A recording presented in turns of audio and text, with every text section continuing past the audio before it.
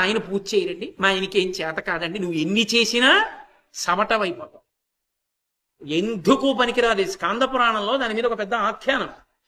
ఎన్ని చేసి భర్త నింద చేస్తే ఆమెకి విలువ ఉండదు, సున్నా. నా భర్తకి ఏమీ చేత కాదు, అన్నీ నాకే తెలుసు అనుకున్న ఆడది ఎన్ని చేసినా ఆమె పొందేది ఏది ఉండదు. శాస్త్రంలో నరకలోకానికి తీసుకెళ్లిపోయారు. స్కాంద పురాణంలో ఒక రాజుకి 2 భార్యలు, ఒక ఆయన అనుగమించింది, ఒక ఆమె తిరస్కరించేది భర్తని. ఆయనకి ఏం తెలుసు అంటుండేది, పూజలు పునస్కారాలు చేస్తూ ఆమెను నరకానికి తీసుకెళ్ళి. ఎందుకు తీసుకొచ్చారు నన్ను అడిగింది పెద్ద భార్యతో వెళ్ళిపోతుంటే రాజు. నువ్వు ఎన్ని చేస్తే ఎవరికి కావాలి? భర్తని ఇప్పుడు నింద చేశావు, ఆయనే పరమేశ్వరుడు. నింద చేశావు కాబట్టి నీకు ఇవ్వం ఉన్నతగా.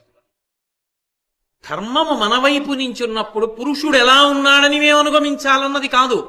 అలా ఉండకపోతే అతన్ని ఖచ్చితంగా తప్పే. అలా ఉండమని కాని, నీ ఇష్టం వచ్చిన తప్పుడు పనులు నువ్వు చెయ్యని కాని, భార్యని హింసించని కాని శాస్త్రములు చెప్పలేదు.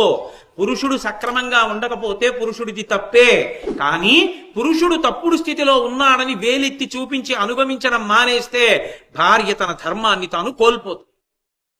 కాబట్టి పతివ్రతా ధర్మము అన్న మాటకు ఒక్కటే అర్థం, భర్తకి సేవ చేయడమే ధర్మం కింద మారిపోతుంది. అందుకే ఆడదాని పూజ ఎక్కడొచ్చింది అంటే భర్త గారి పూజగా ఏర్పాటు చేయడంతో అయిపోయింది.